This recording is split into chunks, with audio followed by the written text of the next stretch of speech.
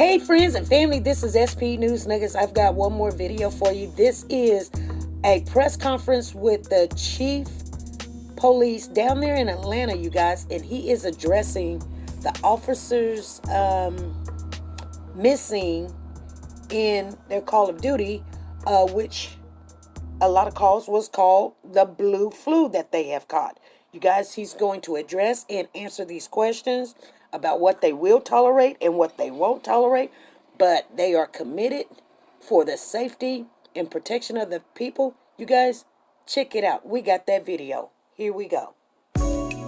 Hey family, this is SP News Nuggets. Get your studs out. Summer is just right around the corner, and you're going to need those accessories to complement everything you wear.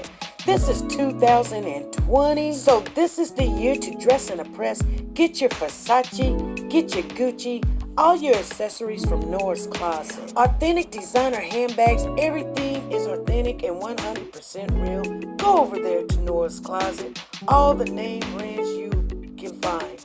Tell her SP sent you, or you are Warriors for Children, and she'll work with you.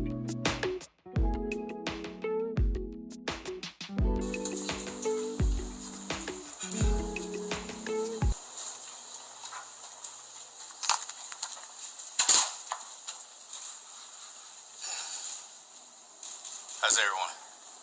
Good. Good afternoon. I want to take this opportunity to speak to both our officers who serve the Atlanta Police Department and the community that we serve. A week ago, I was the interim chief of Atlanta Department of Corrections. As you know, I was suddenly and unexpectedly asked to be your interim chief of police during what is obviously a most tumultuous time in our department. I see the challenges very clearly before me. Trust me when I tell you your voices are being heard loud and clear. I see that my focus is on your path forward, and work is already underway. Change will not happen overnight, but together we will make it to the other side of where we are now. What must be addressed is the availability of police in this city and the ability to respond to 911 calls. It is factual that over the past few days, we've seen higher than average number of officers call in sick, which caused us to shift resources to ensure proper coverage. The explanation for calling out sick vary and include officers questioning their training, officers being challenged and attacked, and unease about officers seeing their colleagues criminally charged so quickly. Neither APD leadership nor the administration are dismissive of these notions. I want each of you to know that we are in this together and we support you. What is immediately evident is that officers feel ordinary undue process steps and usual investigation of complaints against them have been abandoned. And some are questioning how to execute what has been taught to them. What is also clear is that the public, as well as the police officers, need to gain an understanding about these matters to properly move forward together. Atlanta police officers are some of the best trained officers in this country. Like any organization, we have room for improvement, and we welcome input in that respect. But there has to be an understanding regarding process, SOPs, and training. My proposal is to stand up teams within our Office of Professional Standards that are dedicated to swift, fair, and thorough investigations of certain complex complaints. We simply cannot have investigations drag endlessly while officers are in limbo and members of the community await answers. Additionally, we'll begin reviewing our training programs for improvement, expanding in areas of de-escalation, implicit bias, and peer intervention. It is important to understand that our training and our disciplinary process are in a place for the protection of our officers and the citizens we serve. They must both be adhered to for clarity and understanding. Make no mistake, I will defend our disciplinary process, and I am committed to fair and thorough investigation and upholding due process.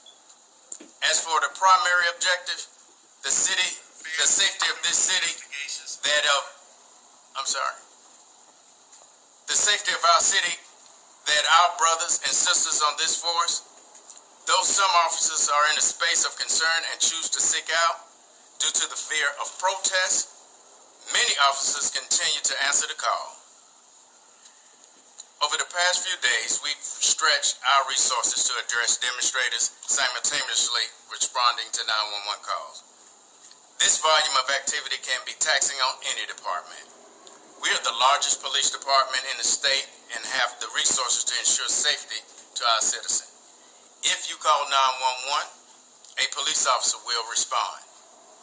The Atlanta Police Department has not given up on the city that we love, and we ask that you not give up on us. We've made tremendous strides in Atlanta. We are not a perfect department and are always working towards improvement. But we are not a department known for flagrant abuse, hate, or injustice. We encourage due process for those we encounter as well as ourselves. We are all upset by the recent events, and we are also concerned for our fellow officers. I implore you to channel the concerns for the fellow officers by having their back. At this moment, I implore you to remember why you became a police officer. Why we did not choose this line of work because it was easy. We became officers because we wanted to help people in distress, make a difference in our communities, and simply serve and protect. We've not given up on this city, nor will we tolerate lawlessness and injustice. And I want it to be clear. We will not tolerate lawlessness and injustice in this city. We recognize room for improvement, and we will work quickly to get there. To my APD family, I'm here for you. I believe in you. You have my support. I want you to know that you also have the mayor's support, and she remains committed to our safety and success of the department and the city. As the mayor examines ways to help build upon the success of our department, our officers will have the chance to speak directly to her in the coming days. And now I'll take any questions. Chief, you obviously have a police department where members are hurting right now. Also, they are somewhat being disrespected out in the street sometimes. It'd be great to hear from you in terms of what you want these officers to know about how you have their back right now, especially with so many calling out. How will you support them moving forward since they've been working so long and hard? So that's a great question, Ron. Listen, we have been working for a number of days, long hours, making sure that this city remains safe. And I've been going to many of the roll calls, but I've had the executive staff, the chiefs and the majors, make sure that they go out to these roll calls as well, so they can hear directly from the officers and bring those concerns back to me so that we can come up with a strategy to better address it. So one of the things we had to incorporate over the past couple of days is to make sure that these officers can get some rest, because it is exhausting. I've looked at our disciplinary process. I've had conversations with the mayor to ensure that we can have a different look and span on how we are addressing these issues. One concern I hear over and over, they believe that the police department has been turned into a political situation. It's a political football. How can you blame officers now that you're going to be standing between them and the politics? Well, see, I'm not getting into politics. That's not my position. I'm not here for politics. I'm here to lead this police department and from where we are right now. I can't bother with the politics that's going on. We got a lot of issues in the city of Atlanta right now as it relates to these demonstrations, and that's what I'm here to do. How many absentees, sir, have you had, and how many officers have resigned? So we've had since June, the number is 9. And that's the number from our HR. What may be in the pipeline, I couldn't tell you because we don't have those numbers. As it relates to how many officers have sicked out, that number continues to fluctuate from day to day. Again, it is above average. We clearly see the significance in what's happening. But those numbers I'm continuing to be calculated so I can have a final number and report it back to you all. I don't have an actual number. It's just not appropriate for me to give you an actual number at this time. There was an incident last night at the Wendy's where protests have been going on, where there was a shooting, where there was a shot. Are there any discussions being had about clearing out the protests there, clearing out the site? Listen, we are sensitive to protests, and we recognize that the community is hurting. But I don't want anyone to be misunderstood that our sensitivity will allow lawlessness to happen in this city. We understand that. So we are addressing those issues as they arise. Around 2 p.m. earlier this afternoon,